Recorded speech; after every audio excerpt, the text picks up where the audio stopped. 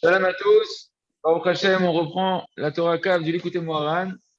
Donc, on était dans la haute Yud Aleph, d'accord, en plein milieu de la haute Yud Aleph. Et donc là, Rabbeinu, il est en train de nous expliquer les versets où Moshe Rabbeinu, après l'événement justement du fameux épisode où Moshe il a frappé le rocher de lui avoir parlé, c'est marqué qu'il a envoyé des anges vers Édom, enfin, des malachim. Dans le chat, on pense que c'est des hommes, des êtres humains normaux qui les a envoyés comme des émissaires. Et Rabbeinu dit non, non, il a vraiment envoyé des anges. C'est des anges qui proviennent justement de l'eau qu'il a fait jaillir, donc des commentaires de la Torah qu'il a fait jaillir par sa tefila. Et que chacun, en fonction de nous, quand on va étudier la Torah, qu'on va être Mechadesh, qu'on va avoir des nouvelles compréhensions de la Torah qui vont venir suite à la prière, en fonction de la prière qu'on aura fait au préalable, on va créer des anges qui auront la force d'aller chez Edom et de prendre auprès d'Edom les forces de Edom qui sont l'épée pour pouvoir faire la guerre et pour pouvoir détruire ou repousser ou affaiblir les ennemis qui empêchent de rentrer en Eretz Israël, qui sont tous ceux qui font des souffrances à ceux qui veulent acquérir Eretz Israël en disant du Lachon Hara, en décourageant le peuple de rentrer en Eretz Israël. Et donc, Rabbeinu était en train de nous expliquer à travers les versets de la Torah comment les malachim qui sont partis vers le roi de Edom, ils ont commencé à lui dire ce qu'ils avaient à dire. Et Rabbeinu nous montre que dans chaque verset, eh ben, on retrouve tout le principe de cette Torah-là, tout ce principe qu'on est en train de voir, de pouvoir, à travers la prière et en s'associant à tout le public qui nous écoute, et au plus petit, même au plus petit du public qui nous écoute, de s'associer à leur mérite pour pouvoir faire gérer les commentaires de la Torah, eh ben, ça nous ouvre les portes de l'Est Israël. Et ça, on a vu que ça, il y a différents niveaux. Et donc, on est arrivé en disant que on va reprendre cette notion-là qu'on a dit hier. Aïberana be'artsecha, shiratu eler Eretz Israël, derrière le Kokot shel Edom. Donc ils ont dit laisse-nous passer par tes terres de Edom pour qu'on puisse rentrer en Eretz Israël Kipchuto, pour pouvoir rentrer en Eretz Israël. On a dit on doit passer par Edom. Donc hier on s'est arrêté dessus en disant que si on est méritant, si on a suffisamment produit de la Gdusha par notre fila et par notre étude les Chidushim qu'on a fait gérer de la Torah et les Malachim qu'on a créés qui sont une Gdusha qui est forte, alors on ne demande même pas la permission à Edom, c'est-à-dire que l'homme Israël, il peut faire ses propres guerres, il peut repousser les ennemis, il peut faire taire tous ceux qui veulent dire du Hashanara sur Israël sans demander quoi que ce soit à Edom. Les Malachim qui ont été créés, ils viennent, ils prennent ces armes-là, ces épées, en tout cas des armes spirituelles de Edom pour pouvoir repousser et détruire carrément tous ceux qui veulent se mettre sur la route d'Eretz Israël pour faire dire du Hashanara sur Eretz Israël. Par contre, et donc on a vu que chacun a son niveau. Et donc là, qu'est-ce qu'on a vu après? Les Kabel Menokor, la Noche et Tarchem, Bechavla Oktala. Donc voilà, donc laisse-nous passer par ta terre de Edom pour qu'on puisse rentrer en Eretz Israël et donc recevoir les forces de Edom pour pouvoir punir les Réchaïm avec l'épée et la mort, ceux qui partent sur Eretz Israël. Afin qu'on puisse aller en Eretz Israël par le chemin du roi, c'est ce qu'on avait dit hier. C'est quoi aller en Eretz Israël par le chemin du roi? On a dit c'est qu'on monte en Israël pour connaître le roi des rois, pour connaître Akadosh Baruch Hu, pour faire naître la Nekuda de Malchut qui est en nous, la Nekuda de royauté qui est à l'intérieur de nous. Vélo, Bijulta Noga Olamazé, et on ne vient pas en Israël, on ne veut pas passer par toi, Edom, pour entrer en Israël, pour aller kiffer, parce que là-bas, il y a des palmiers, le soleil, il fait beau, etc. Non, on veut venir en Israël parce que on veut connaître le roi des rois. Ça, c'est important, on a dit c'est un des arguments principaux pourquoi on doit aller en Israël. Rappelez-vous que Rabbeinu, quand il a dévoilé cette Torah-là, il a commencé cette Torah-là en rappelant que l'importance d'un juif qui ne peut devenir un véritable juif, un véritable fils de roi, qu'en allant en Eretz Israël, où c'est là-bas où on peut monter de niveau en niveau spirituel et pouvoir justement se réparer complètement et être à l'image du roi et être un véritable serviteur du roi. Donc ça, hein, c'est cette Nekuda-là qui est importante, que Rabbeinu, il est en train il la glisse dans les versets, il nous montre dans les versets que c'est marqué pour nous faire comprendre qu'on monte en Eretz Israël pour une aliyah spirituelle essentiellement. C'est pour ça que c'est important quand on prie aussi de monter en Eretz Israël, de prier pour pouvoir être dans un bon quartier, de pouvoir prier à côté de son rave, de pouvoir prier, d'être à côté d'endroits où nos enfants ils vont être préservés de tout ce qu'il y a autour et de ne pas avoir peur dans les prières, de demander le top du top dans la Gdusha, dans la spiritualité, que la femme elle soit heureuse, que les enfants ils soient heureux et de ne pas avoir peur de dire non, mais moi je vais en Israël, mais je ne sais pas trop, etc. Et du coup, de faire des compromis, je parle dans les tfilotes, de faire des compromis dans les tfilotes qui font qu'au final, eh ben, on peut arriver en Eretz Israël et l'élévation spirituelle, elle peut prendre plus de temps que prévu. Tant que vous n'êtes pas en Eretz Israël, priez, priez pour qu'en Eretz Israël, vous puissiez accéder, de venir à Yerushalayim, d'être à côté de la yeshiva, et que vos femmes et vos enfants ils soient heureux, épanouis dans la Kedusha. Parce que c'est ça tout le but d'Eretz Israël. Le but d'Eretz Israël, c'est de pouvoir monter de niveau en niveau. Bien sûr, après chacun là où il atterrit, il peut monter de là où il est atterri. On continue donc. Et c'est ça, hein, ce qu'ils ont dit, ce qu'ils ont dit, ce qu'ils leur ont dit. T'inquiète pas, on va pas aller on va pas, quand on va traverser Edom, on va pas commencer à aller maintenant dans les terres de Edom, se balader là-bas, dans tes champs, dans tes vignes. On va pas boire, même pas boire des eaux de ton puits. C'est ça. C'est cette notion qu'on ne veut pas profiter du plaisir qu'il y a dans Edom. On ne va pas passer par Edom pour aller même se l'activer chez Edom. On va pas, nous, on va, quand on passe, on demande, entre guillemets, les malachim, ils viennent chez Edom, c'est juste pour aller prendre les koroth qu'il y a là-bas et rentrer en Eretz Israël avec.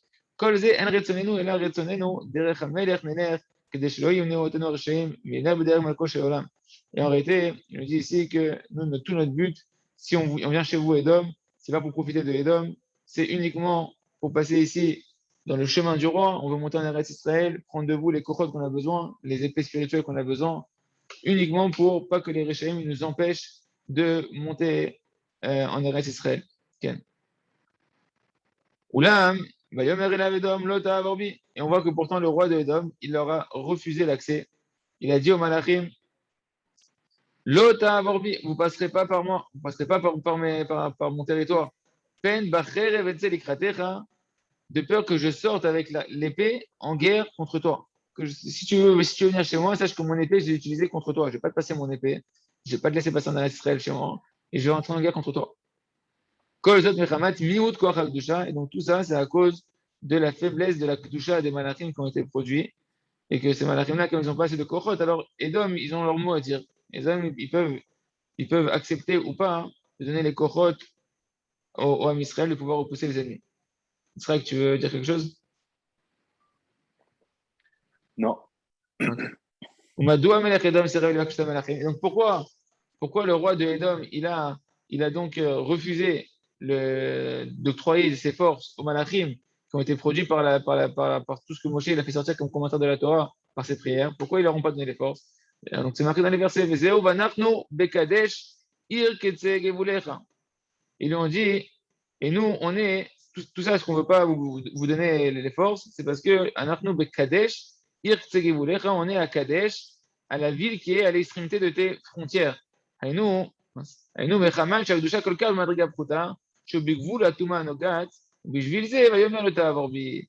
que justement, la Kedusha, et nous, la Kedusha qu'on a, les Malachim qu'ils ont, la Kedusha qu'ils ont, les Malachim, elle est à la limite, à l'extrémité de tes frontières, à la ville qui est à l'extrémité de tes frontières, sous-entendu, c'est ce que nous dit ici Rabbeinu, ils sont dans la Kedusha, mais ils sont à la frontière de la Touma. Sous-entendu, ils n'ont pas une Kedusha qui est suffisamment forte, ils ne sont pas suffisamment détachés de la Touma. Ces malachim-là, ils n'ont pas une Kedusha kolkar de là pour pouvoir exiger de Edom, de pouvoir prendre les forces à Edom et aller combattre les Rechaïm qui empêchent d'entrer en Israël. Puis je visais, Yomer le Ta'avorbi. Et c'est pour ça hein, que le roi de Edom, il a dit, tu ne passeras pas par moi. Surtout, tu n'as pas assez de Kedusha pour venir ici maintenant m'imposer de te donner mes forces pour pouvoir repousser les Rechaïm et ouvrir les portes d'Eretz Israël, Bekalout.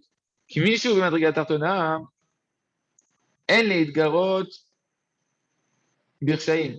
Parce que celui qui a un niveau qui est petit, qui a un petit niveau spirituel de Kedusha, il ne peut pas s'amuser d'aller combattre les Rechaïm. D'accord? Ça, c'est un grand clal. C'est un danger de combattre les Rechaïm parce que tu ne sais pas si le rachat ne va pas t'avaler. Qui tu sais, toi, tu veux sauter à la mer pour aller sauver quelqu'un qui se noie, mais est-ce que tu es apte là-bas à pouvoir faire face au courant qui est là-bas? Est-ce que tu sais suffisamment bien nager? Encore, c'est un clal. Chez Am Israël, Enam Nimseim B'madriga Gvoa chez Kedusha. Quand l'Am Israël n'est pas dans un grand niveau de Kedusha, גם אם יקבלו את אחריהם מאדום, הם לא יוכלו להשתמש בו נגד השם. Il dit le Rav, même si on reçoit l'épée de Edom, eh ben, on ne pourra pas l'utiliser contre les Réchaim comme il faut. Il faut avoir de la Kedusha pour pouvoir utiliser cette épée-là comme il faut. כי מי שאינו קדוש בתכלית, אסור להתגרות ברשעים, כי הרשע יכול לגבור עליו. Même si on donne l'épée, c'est-à-dire que même si Edom lui avait donné l'épée, il avait donné l'épée aux Malachim, si les Malachim qui ont été produits ne sont pas suffisamment Kedoshim, ils n'ont pas suffisamment de Kedusha, alors à ce moment-là, il me dit le Rav, celui qui n'est pas suffisamment kadosh, s'il veut aller combattre les Rechaïm, eh ben, il risque de se mettre en danger parce qu'il n'a pas suffisamment de Kedusha pour les vaincre. Comme chez Katou, Tacharish, Kebala, Racha, Tadik Meno, qui Tadik Meno, Boléa. De faire attention, lorsque l'on veut se confronter à un rachat, si le rachat est plus sadique que toi, parce que sinon, le rachat, il risque de t'avaler. Qui Tadik Meno, Boléa. S'il est plus sadique que toi, il risque de t'avaler. La Gemara nous dit quoi? Imut Tadik Kaze, Shotadik Tam, un rachat. Aval ou un autre tzadik gamour, un rachat bolé à auto. Si toi, tu es plus tzadik que lui, si toi, tu es plus tzadik que le rachat, véritablement, tu as suffisamment d'efforts, alors toi, tu vas avaler le rachat. Mais si maintenant, toi, tu n'as pas suffisamment de gdusha et que tu te confrontes à un rachat qui a beaucoup de force, de tout mal à l'intérieur de lui, eh ben, c'est lui qui risque, Chad Shalom, de t'avaler. D'accord? Donc, celui qui est tzadik gamour, le rachat ne peut pas l'avaler. C'est qu'il dit ici, la Gemara nous dit dans Baba Metzia, celui qui est tzadik gamour, celui qui est un tzadik parfait, qui n'a pas de mal, ça, on a vu ça, c'est une autre Torah de l'Écriture Moharan, que quand il n'y a pas de mal sur lequel le rachat il peut s'accrocher chez le tzaddik, alors à ce moment-là, le tzaddik il n'a pas peur, il peut rentrer dans le rachat, elle est même de passer toute la touma qu'il y a chez le rachat et ne pas être endommagé parce que le tzaddik il est gamour et il n'y a pas d'endroit chez le tzaddik, il n'y a pas de défaut, de mauvais caractère, de mauvais désir, de la verrotte où le rachat il peut s'accrocher à lui pour l'avaler. Et à ce moment-là, le tzaddik il peut détruire le rachat. Mais si maintenant le tzaddik il n'est pas tzaddik gamour et qu'il a du mal à l'intérieur de lui, alors le rachat, il peut réveiller le mal quand il va voir ce qu'on compte avec lui, il peut réveiller le mal qui est encore en lui, et comme ça le faire tomber et l'avaler. D'accord? Mais c'est une autre Torah d'écouter Moran. Donc, quand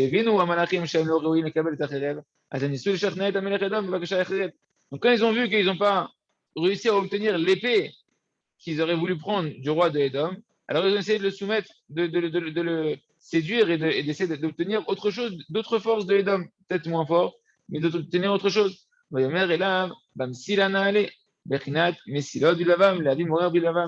marqué là, on va monter Messila par des sentiers. D'accord? C'est quoi que tu ne veux pas nous laisser passer par ta terre directement? Ok, on va passer par des sentiers de ta terre, etc. Des petits chemins. Pour nous dire quoi hein? C'est Prina de ce qui est marqué dans Tehilim, Messilot Bilvavam, les sentiers du cœur. C'est-à-dire qu'en réalité, ils ont demandé au roi de Édom de lui octroyer au moins les forces de pouvoir amener de la peur dans le cœur de ceux qui parlent du mal sur Israël. Comme on a dit, c'est le deuxième niveau que les malachim ils sont moins forts. Que l'on puisse conquérir ou soumettre le cœur des Réchaïm et qu'on amène de la crainte dans leur cœur. Et grâce à ça, on pourra monter en Israël en passant par ces forces-là de Edom.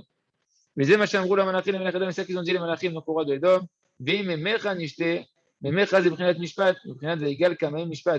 On dit, et même de tes eaux, on ne boira pas. D'accord? Or, les eaux ici, nous dit Rabbeinu, ça fait référence à la dimension du jugement. C'est le troisième niveau qu'on avait dit, que après, le plus haut niveau, c'est où tu prends l'épée de Edom. Le deuxième niveau, c'est que tu vas maintenant amener, grâce à Edom, de la crainte, de la terreur dans le cœur de ceux qui veulent parler contre le reste Israël. Troisième niveau, c'est que sinon, au moins, ils vont se faire juger. On va les faire taire et on va les repousser par des jugements qui vont passer directement par Edom. Kipchuto, ça veut dire ils vont être confrontés aux lois juridiques, etc., qui vont passer par Edom pour pouvoir les juger et les corriger, d'accord? Et ça, c'est la dimension de Maïm.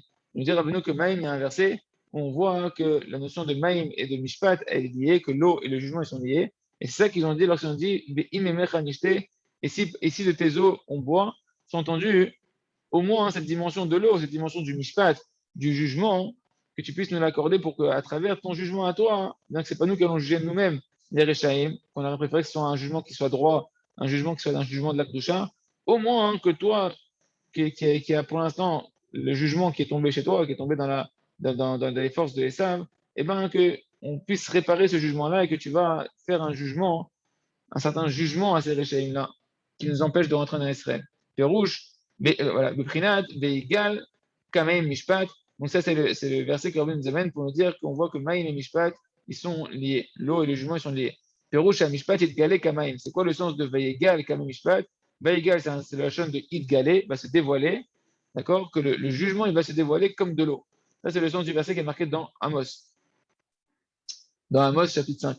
Que le jugement, il va se dévoiler comme de l'eau. Donc, tu apprends que le jugement et l'eau, ils sont liés. Et donc, quand les malachim, ils ont dit, ok, Joël, quand les malachim, ils ont dit, et si de ton eau on va boire, à Edom, j'ai entendu au moins de ton eau, tu puisses, donc de la dimension du jugement, hein, tu puisses nous aider à rentrer en Israël en jugeant les Réchaïm. Qui a demandé à Edom, les Malachim ils ont demandé au prince de Edom de pouvoir juger les Réchaïm avec les propres lois d'Edom. Et parce que des fois, il nous dit, c'est-à-dire que des fois, il faut soumettre les Réchaïm avec les propres lois des Goïm. On ne peut pas passer par les lois directement du Ham Israël. On doit passer par les Goïm, comme on a déjà expliqué, le système juridique des Goïm, pour pouvoir soumettre les Réchaïm. D'accord? Malachim a dit, Donc, ils savent les malachim qu'ils ne sont pas assez kedoshim pour que Edom leur accorde au moins cette demande-là. Et qu'est-ce qu'ils vont faire? Ils vont essayer de le soudoyer avec des pots de vin, avec du shochad, avec de l'argent. Ils vont essayer de donner un pot de vin, comme on dit. L'essentiel, c'est que même si vous ne voulez pas, Edom, parce qu'Edom, il a la haine. Esav, il a la haine de Yaakov, il a la haine de Israël. Donc, il ne veut pas aider. Il veut pas aider Yaakov, il veut pas aider Israël. S'il n'a pas suffisamment de doucha pour leur imposer, ils ne le veulent pas. Alors, qu'est-ce qu'ils ont dit? Si même si vous ne voulez pas juger, si vous ne voulez pas de vous-même juger les Réchaïm avec vos lois, eh ben, on va vous donner de l'argent, on va vous kélo, on va vous donner de l'argent, un pot de vin pour que vous acceptiez. Et comme ça, au moins, l'essentiel, c'est comment vous allez juger ces Réchaïm-là. Et grâce à ça, on va pouvoir au moins sortir la dimension du jugement de la Gdusha d'Israël, qui est tombée chez les Goïm, chez Esav, de pouvoir la rectifier et commencer à la réparer, cette dimension du jugement, du fait que Esav, il va quand même utiliser le jugement pour faire quelque chose de bien à Israël, même si on va devoir payer un prix pour ça. Mais c'est Machem Roulo, Matati Mechat Argumo. Comme je disais, je crois que c'était Yitzhak qui parlait de ça hier, et qu'on voit qu'on est obligé de dépendre des goïms aujourd'hui, même pour Israël, et que même les goïms, donc on dépend des lois des goïms pour pouvoir essayer de pouvoir vivre en Israël, d'ouvrir les portes de Israël, et que quelque part, eh ben, ça a un prix, parce qu'on sait bien qu'Israël est obligé tout le temps de sacrifier certaines dimensions pour faire que les goïms, ils acceptent d'être de notre côté. C'est vraiment un exemple, une trinade, un exemple pour illustrer un petit peu. Targumo, Targumo, et Demeon. Et c'est ça qui est marqué dans les versets, Benatati, Micham. Micham, c'est de l'argent. Et je te donnerai Micham de l'argent. D'accord? Et le Targum, la traduction, il dit là-bas, c'est quoi? Micham, c'est Demeon, de l'argent. Et nous, à Shofat chez Mekablin, c'est l'argent, c'est le pot de vin que l'on va donner à Esav pour qu'il juge, qu'il accepte de juger Israël. Mais c'est vrai, je donne la même amende que d'aller aussi Mishpat, une coupe personnelle. Il faut leur donner de l'argent, du coup, à Esav, pour qu'ils acceptent de faire sortir le jugement qui est emprisonné chez eux, de son état qui est défectueux, et qu'ils acceptent eux-mêmes de vouloir participer, de participer à un jugement qui va être positif pour Israël. D'accord? Les malachim, ils ont compris. Et là, non. Ouais. On parle de l'impôt ou ici on parle de l'impôt ou on parle d'une somme en plus?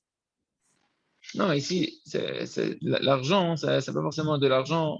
Ça peut, moi, ce que je comprends en tout cas, c'est que ça peut être de l'argent qui est plutôt, et ça peut être autre chose. Tu vois, comme par exemple, quand on fait Kippour, on envoie un korban à l'Azazel pour calmer les forces du mal, etc. Il y a toutes sortes de sacrifices que l'on peut faire. On va devoir quelque part. Ça. Je ne sais pas. Rabbeinu, il parle d'argent ici, d'accord? Il parle d'argent. Je ne sais pas si c'est spécifique à l'argent mamash ou si. Je vais voir s'il dit quelque chose ici sur ça. Mais je ne semble pas avoir vu. Là, c'est pour obtenir d'Israël, hein, là, de ce qu'on parle. Là, ce qu'on parle, c'est pour juger. C'est pour juger, faire un jugement pour faire taire les Réchaïm qui parlent sur Eretz Israël. Et donc pour obtenir Eretz Israël, quelque part. D'accord? Bien sûr. C'est comme pareil. Ouais. Vas-y, je t'écoute. Là, dernièrement, les accords d'Abraham, Trump, il a été obligé de faire des cadeaux énormes aux Émirats, au Soudan, au machin, au Maroc. Il leur a fait plein de cadeaux. Et tout ça pour qu'ils nous reconnaissent le lobby américain, Israël. Le lobby américain, rien que pour se faire accepter aux États-Unis, ils font des écoles, ils font des hôpitaux, ils font plein de choses. C'est ça. Okay. Et tu vois bien. On le voit aujourd'hui. Hein. Ouais, bien sûr qu'on le voit. Ça marche comme ça. Bien sûr qu'on le voit. Bien sûr qu'on voit que même pour obtenir l'État d'Israël, comment ils ont fait. Ils ont été voir lui ont dit ça, on va te faire ça, t'as un truc, machin. C'était des pressions, des lobbies de tous les côtés, quoi. Tu vois même que Yaakov, quand il revient de chez Lavan pour retourner en Eretz Israël, chez ses parents, il doit rencontrer Esav et il envoie des cadeaux, il envoie une tonne de cadeaux en avance, des troupeaux, etc. Des matanotes. Et Kitso, en tout cas, ça dépend du niveau de la Gdusha qui est généré par la tfila collective que l'on fait avant d'étudier la Torah. Je vais donner de la force au malachim de pouvoir exiger des saves de nous laisser passer et de prendre les forces qui ont été données à Esav, c'est-à-dire les brachot en fait. Les brachot que Yitzhak a accordé, qu'Hachem a accordé à travers Yitzhak à Esav, et de les prendre, comme on l'a dit, à Kol Kol Yaakov et Deim de Esav, quand la voix c'est la voix de Yaakov, que la voix elle est vraiment réparée. Et c'est pédé parce que vraiment, le chat de la double voix de Yaakov, à Kol Kol Yaakov, c'est la voix de la Torah et de la Tfila. Si la voix de la Torah, elle est bien liée à la voix de la Tfila de la bonne manière, à ce moment-là, Aïdaïm de Esav, les mains, ce ne seront pas les mains de Esav, Esav, il n'a pas le pouvoir de l'épée sur nous. Et en fonction de combien on va dans cette perfection-là, on aura, nous, le dessus sur Esav. Ok, donc on parle de l'argent, a priori de l'argent mamash. D'accord? המלאכים הבינו שגם על ידי משפט הגויים הם לא יכניעו את הרשעים, וכעת הם מנסים לשכנע אותם שרק ישתיק את הרשעים, שלא ידברו בגלוי נגד ארץ ישראל, ואף מבלי לשפוט אותם בפועל. Donc là, on va encore un autre niveau.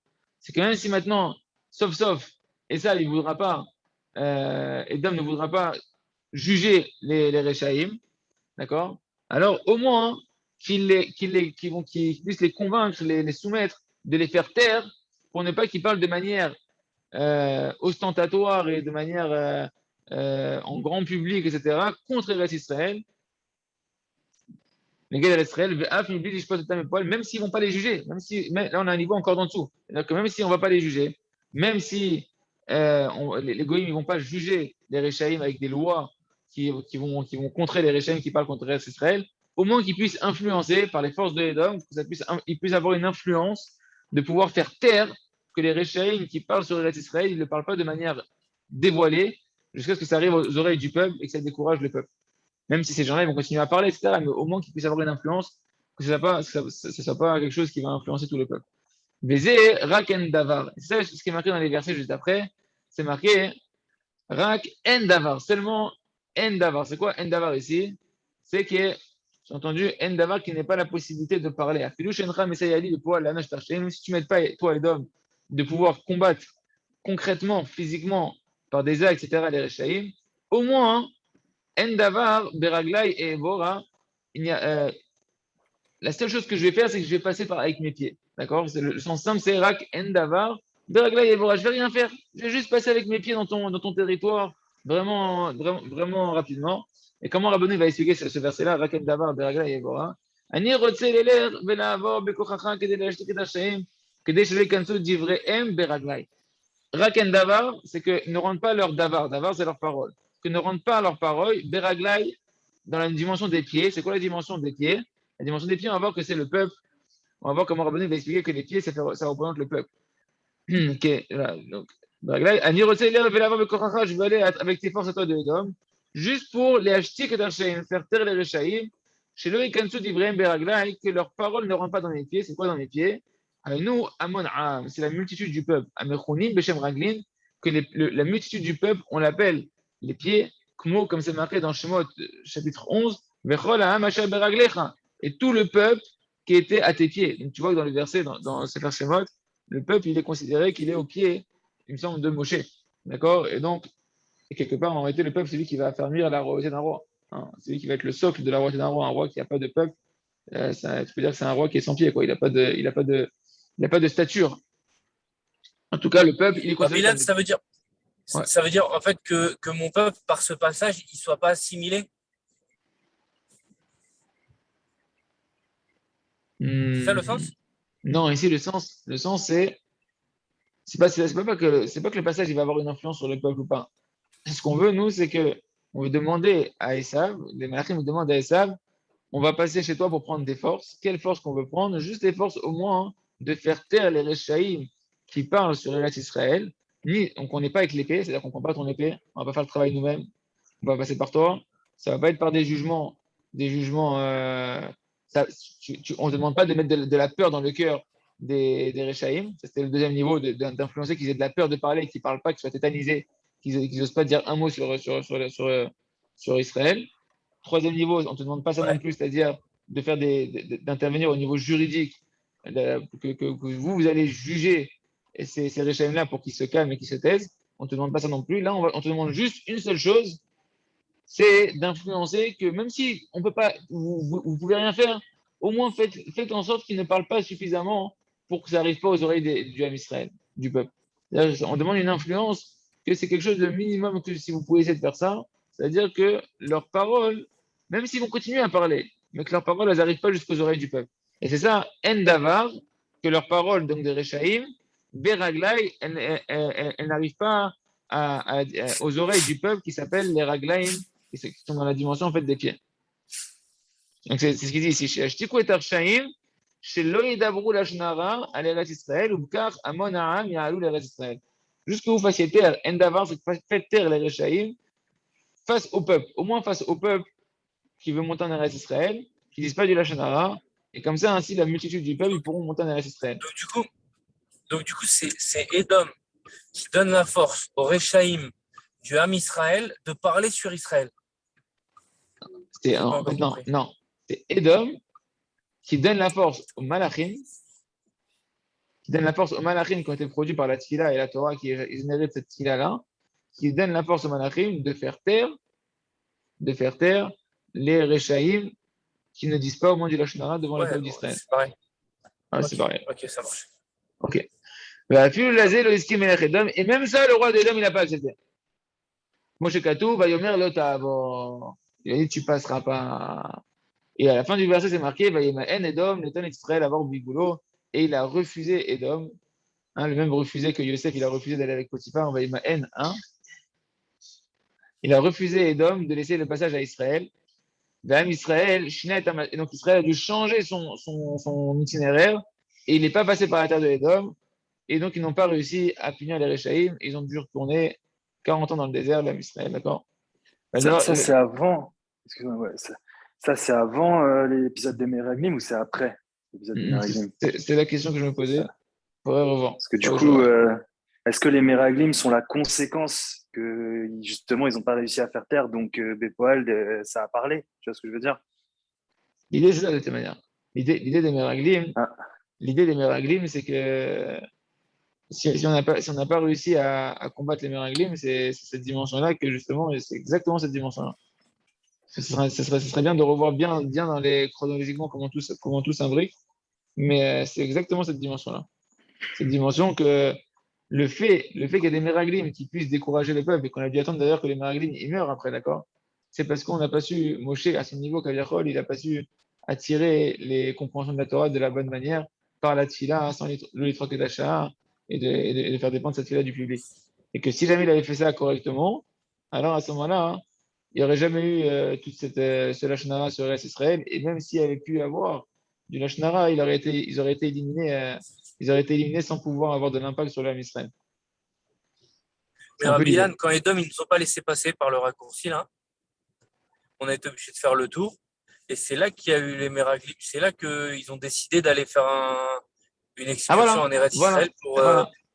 Ça nous a ralenti. Mais si on était passé, il n'y aurait peut-être pas eu ça. Justement. Ils n'auraient peut-être pas eu cette idée d'aller vérifier. Il a fait mode, voilà, bon Hachem. C'est exactement ça. C'est-à-dire que du fait maintenant que Moshe Rabbeinu, Hachem, il a fait que Moshe Rabbeinu s'est trompé à son niveau et qu'il n'a pas su faire gérer les commentaires de la Torah de la bonne manière. Donc, qu'est-ce qui s'est passé? Quand on a voulu rentrer en Eretz Israël et donc prendre les forces auprès de Édom pour pouvoir ouvrir les portes d'Eretz Israël, pour pouvoir calmer les Khatrila, tous ceux qui auraient pu vouloir parler sur Eretz Israël, et donc enlever toutes les souffrances et ouvrir les portes d'Eretz Israël, du fait que ça n'a pas été fait de la bonne manière, alors quand les Malachim, ils ont voulu passer par Édom pour ouvrir les portes d'Eretz Israël, le passage il leur a été fermé, et donc on n'a pas pu empêcher la médisance sur Eretz Israël, donc les Meraglim, ils ont pu laisser libre cours à leur dessein de vouloir rentrer en Israël pour aller dire du mal sur Eretz Israël. Le Ham Israël n'a pas eu les forces non plus de tenir face au Yetzirah du Lachon Hara sur Eretz Israël. Et donc, on a dû attendre que tout le monde meure, et ça a pris 40 ans. Quand on n'a pas pu faire le travail par le tikkunim de la tfila sur l'étude de la Torah, etc., alors on a dû attendre que ces malachim, que ces meraglim et toutes ces générations, ils meurent pour pouvoir rouvrir les portes d'Israël. Il a fait. Donc, voilà, les choses sont bien posées là-bas prochaine. Ça va? Et tout ça, c'est à cause de la faiblesse de la Gdusha des malachim qui ont été produits. C'est-à-dire que les malachim qui ont été produits par Moshe, que Moshe l'a envoyé, ils n'ont pas pu punir les Réchaïm en allant puiser les forces du roi de Édom. Tout ça parce que Moshe a frappé le rocher, Bello, qui cher et Atzmo Inishmat Israël, et qui ne s'est pas attaché avec les Neshamot d'Israël au moment où il a parlé, où il a prié pour pouvoir faire gérer les commentaires de la Torah. Et donc ça fait que la Gdusha des Malachim a été affaiblie. Kitzarir, Lishpor, Tfilato, Kodem Torah. Parce qu'il faut déverser des paroles de prière avant d'étudier la Torah. Ou le Kacher et Atzmo Imanepachet Hashomim. Et Rabbeinu nous répète encore une fois de s'attacher de soi-même à toutes les âmes de ceux qui t'écoutent. Va aider, j'ai une Tosef Gdusha. Yetera Alemala. Et grâce à ça, tu rajoutes une grande kedusha pour le fait que tu t'associes dans tes tefilot au Israël, au mérite de Israël. Tu rajoutes une grande kedusha dans la Shrina Alemala. Biprinat Berov Amadat Melech. La dimension de ce qu'il a dit Shlomo HaMelech dans Michelet, que dans la multitude du peuple, eh ben, tu vois apparaître la splendeur du roi. C'est le fait d'augmenter la Kedusha la splendeur d'Hachem, la Kedusha dans le monde d'en haut, par le fait que la tfila, c'est une tfila du rabbin. Ou le firovot Kedusha, et en fonction de la multitude de la Kedusha qui va être produite par la tfila de celui qui veut expliquer la Torah en s'attachant au mérite du public, Ken Rebu Yeharat Torah, ainsi va jaillir une multitude de lumières de compréhension de la Torah. Et en fonction de cette lumière, ou le fir Rov et Arat Torah, et en fonction de la multitude et de la puissance de l'éclat de la Torah qui va jaillir suite au tfilot de celui qui l'a fait en sensation en public, Ken Nitrabu Kochot Malachim, comme ça va se multiplier la force des Malachim qui vont être produits, ou le fi Kochot Malachim, et en fonction de la force des Malachim, Ken Yachol Anash Tarshaim Otitiba, on pourra punir les Rechaim qui veulent oser dire du Lashon Hara sur Israël. Moi, ce qui me terrifie, c'est que Rabbeinu, il appelle ça vraiment des Rechaim. Rabbeinu qui est tout le temps en train de juger les Kavzerhout, ceux qui parlent sur Eretz Israël, il les appelle des Rechaim. C'est pas que ça. En tout cas, c'est souvent ceux qui parlent sur Eretz Israël, ceux qui parlent sur le Tzadik. Pourquoi on ne dit pas ce qu'il y a? Parce que chez nous, l'essentiel de l'action, c'est la parole. La parole, elle est créatrice. La parole, elle est créatrice, elle influence énormément. Une parole.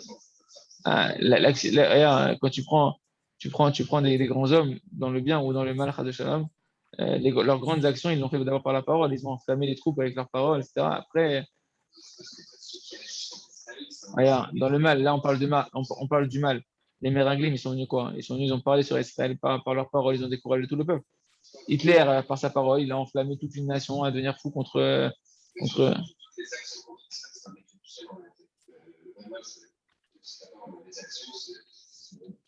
Alors maintenant, les amis, on va rentrer dans un Keta. Je pense qu'on va le laisser pour demain parce qu'il est assez dense. Et là, Rabbeinu, il va nous expliquer donc tout le début de la Torah. Donc dans le Keta Abba, Rabbeinu Kachet Kol, Machem Dubar, Bamamar, Adata, Bedivra, Zohar, Abaim. Donc tout ce qu'on avait vu au début du Zohar, donc les 9 tikkunim ilaïm, les 9 midot célestes, les 9 attributs célestes qui ont été transmises à la dikna, à la dimension de la barbe du visage céleste. Donc Rabbeinu va les expliquer ici. Mais c'est ça le troisième perek du Sefer, Sefer Amusna, le Sefer Desniotam, le Sefer caché, on avait dit, du Zohar. Tish'a Tikkunin Yakirin, 9 donc, attributs célestes, 9 tikkunim, des réparations ou des attributs célestes. Itma Serou, les dikna, ils ont été transmis à la barbe céleste. Alors ici, il nous dit, c'est Rabbeinu, comment il faut comprendre la barbe? La barbe, ça peut se dire soit le mot zaken en hébreu, zakan, c'est la barbe, mais zaken, c'est aussi le sage, l'ancien du peuple, entendu, chez nous, la vieillesse est synonyme de sagesse. Plus un juif il vieillit, plus il a accumulé de Torah, plus il a accumulé de Yirat Shamayim, plus il a accumulé des preuves dans sa vie qui ont permis de connaître le Baruch Hu. Donc chez nous, on honore les zakenim. Pourquoi on se lève devant un zaken? Parce qu'un zaken, il représente, il a à l'intérieur de lui une expérience d'Hachem, une expérience de Torah qu'on honore. Donc ici, il nous dit, c'est quoi ici? Il ne faut pas lire les zakan à la barbe, les 9 sikkunim que j'ai transmis aux zakan à la barbe céleste, à la barbe du visage céleste, c'est à nous les zaken. Il s'agit ici du zaken, c'est l'ancien de la génération, le chacham, qui va être doresh, qui va enseigner la Torah, à Yoshev Ba'yeshiva Lidrosh, qui est assis dans la yeshiva pour commenter la Torah. Donc c'est Moshe Rabbeinu, c'est Tzadikim, c'est tous les zakenim, tous ceux qui sont des chachamim qui veulent commenter la Torah. Nimsar lo tish'a b'echinatanal, ils ont été transmises les 9 notions que l'on a vues. Et là, on verra demain à Tachem comment Rabbeinu, on peut les lire, on va les lire succinctement et on les explique peut-être demain. Donc, c'est quoi les 9 tikkunim que le Zohar là-bas, il a caché une grande partie de toute la Kabbalah qui est cachée là-bas. Rabbeinu les explique maintenant d'une manière complètement simplifiée par rapport à toutes les étapes qu'il a dit à Rabbeinu ici. On va les dire succinctement maintenant et on verra la suite demain. Aleph, Kaf et Tamate. Le premier tikkun, c'est prendre le bâton. D'accord? Donc, ça a dit, c'était de prendre sa force pour soumettre le mal chez le peuple. Deuxième chose, donc, le premier, c'est se saisir de ses mérites, prendre le bâton. Le deuxième, c'est rassembler la communauté pour qu'avec ce bâton, cet mérite de Moshe, soumettre le mal du Ham Israël. Troisième, tikkun, vous allez parler au rocher, vous allez prier vers le rocher avec des supplications. Quatrième tikkun, les Einehem. Ça, cette prière-là, elle doit être aux yeux du peuple. C'est-à-dire il est caché, même canal, de se relier avec le peuple, comme on l'a vu. Cinquième tikkun, les Hamshir Dibouré Esh, canal. Tu dois prier en t'associant au peuple, au mérite du peuple, jusqu'à ce que tu vas avoir des paroles de feu qui vont sortir de toi dans ta prière. Sixième tikkun, les Hamshir Torah. Et ainsi, quand tu auras des paroles de feu, tu vas pouvoir attirer de la Torah. C'est le sixième tikkun. Septième tikkun, Briat Malachim. C'est la création des malachim qui vont être créés par cette Torah de feu qui va sortir de la tfila, du rabbin. Huitième tikkun, les kabel koach medom lernet asen im kanal. C'est de recevoir la force de Edom pour ces malachim-là, de pouvoir soumettre ceux qui haïssent Eretz Israël, ou en tout cas qui passent sur Eretz Israël, canal. Et neuvième tikkun, c'est la vol d'Eretz Israël, c'est d'arriver en Eretz Israël. Tout ça, c'est le processus, mes amis, de l'Aliyah collective. Et voilà, donc ce sont les 9 tikkunim qui ont été transmis aux zaken. Donc maintenant, c'est plus simplement la barbe, mais c'est aux zaken, donc à l'ancien, celui qui va enseigner la Torah. On verra, Hashem, on approfondira tout ça, et merci Hashem, demain. Hashem, Chazak,